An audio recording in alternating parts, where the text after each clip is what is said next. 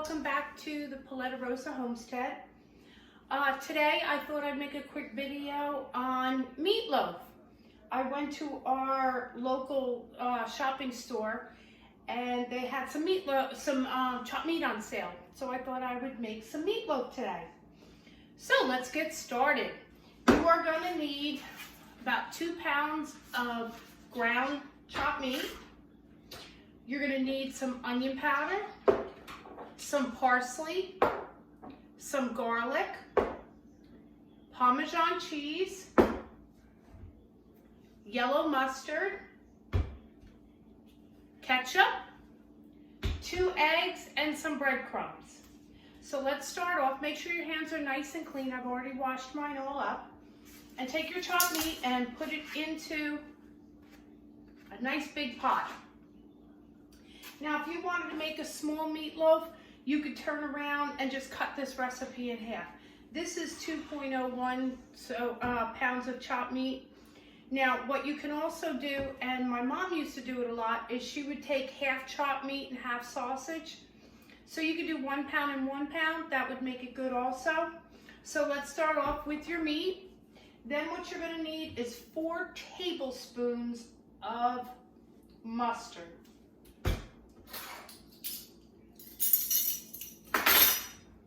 One thing I always forget, to shake the mustard and the ketchup, because I always tend to get out the little juice on top. So make sure you shake that all up.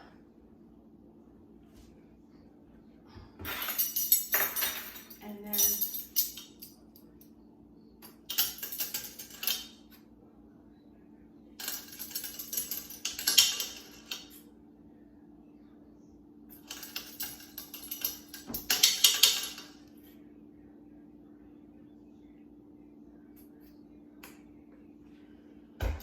that's my 4 tablespoons of my mustard. That's not going to work. Hold on 1 second.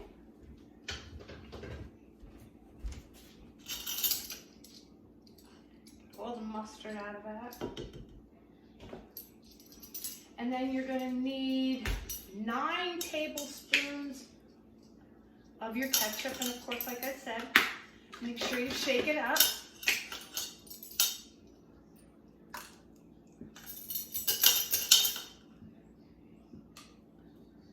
You have to get good strong arms for this sometimes.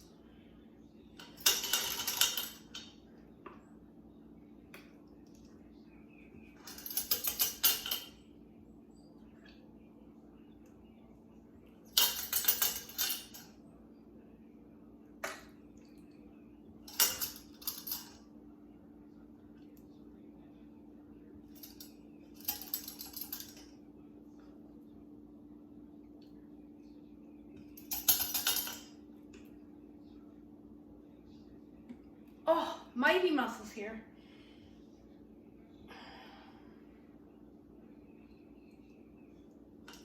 Eight and 1 more. And God, there's only 1 more. Okay.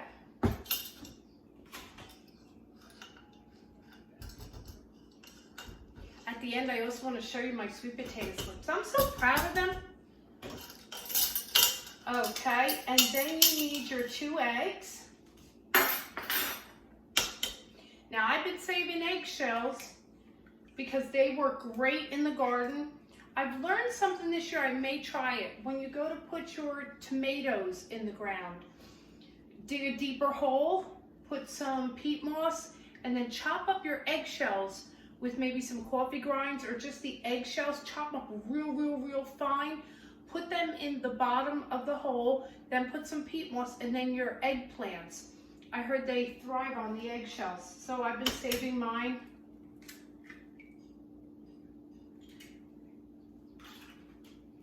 Okay, then you need 2 tablespoons of Parmesan cheese.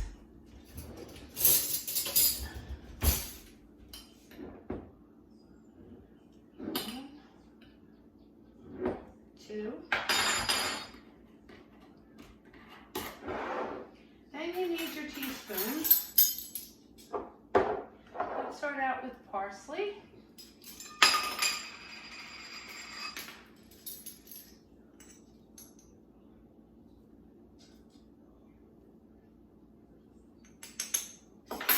So you need 1 teaspoon of your parsley, 1 teaspoon of garlic, and 1 teaspoon of onion. I just chopped up some fresh garlic and some fresh onion powder, so I'm happy about that. There is nothing like fresh garlic powder and fresh onion powder because there's no fillers in it. It's just straight from the garden.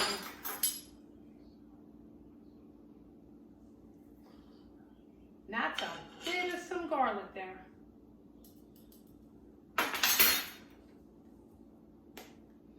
Then your last ingredient is going to be your breadcrumbs. And you want like 1.5 cups of breadcrumbs.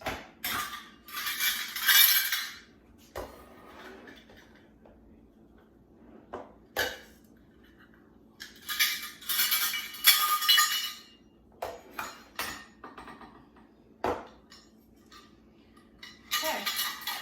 Now for those of you that may have kids that aren't into vegetables so much, and maybe there's a particular vegetable you really, really like, okay? Puree some of your vegetables. Broccoli, really anything. Puree it up and put it in here. Your kids will be eating all their vegetables then, and they're really not gonna taste it. It's not a big taste to it. So now that you have everything in here, you want to get your fingers, like I said, you wanna make sure they're nice and clean.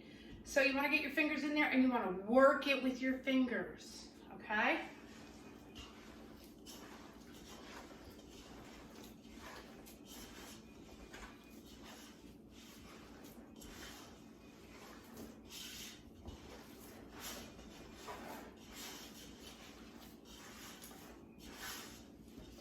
Work it, baby, work it. How's everybody doing? Do you have your gardens? Is everything going good? I've got peppers, tomatoes. My loofah is actually growing. I'm so excited. I've got purple majesty potatoes I planted the other day inside the greenhouse. So that's exciting. What else do I got? I have a lot of, this year I'm experimenting and I'm having a tea garden. Let's see what happens when I get done with doing this. Maybe I'll take you outside and show you the tea garden, what I did. Now, once you've got this all done up a lot, you got it all mixed up and everything, I always take it out and kind of maneuver with my fingers in case there was anything around the edges that I didn't get with my fingers. And now take it up in a pot, whatever you want to say.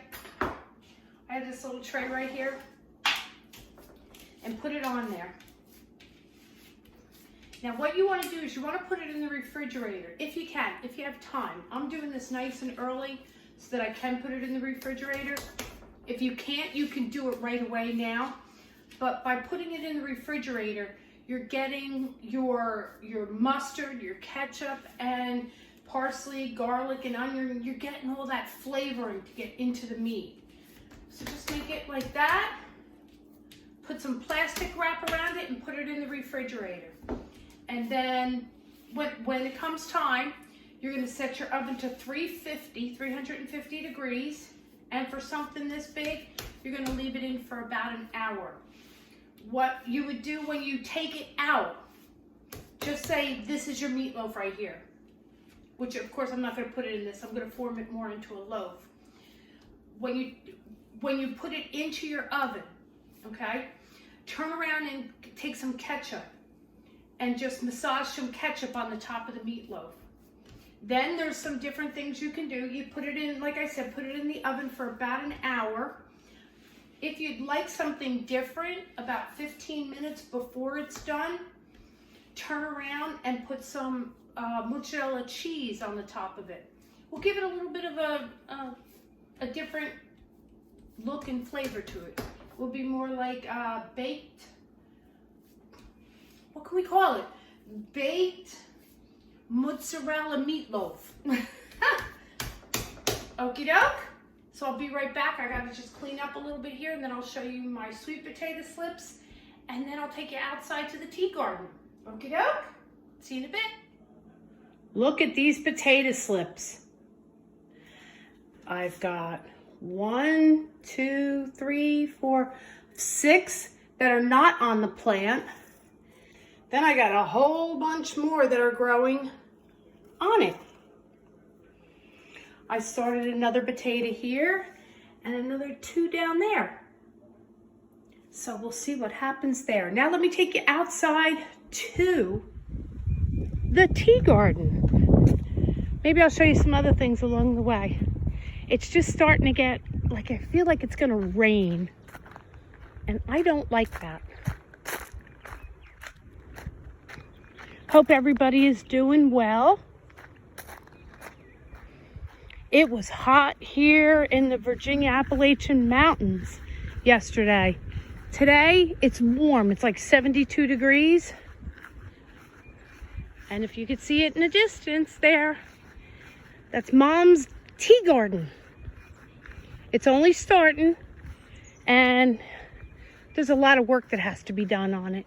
I've only done that little piece right there, but I got all the way around that I want to work on it. And as you can see there is my lavender. I already took a bunch off yesterday. Here's some chamomile, my cone flowers, or echinacea, and another lavender plant. Ooh, almost getting ready to take off some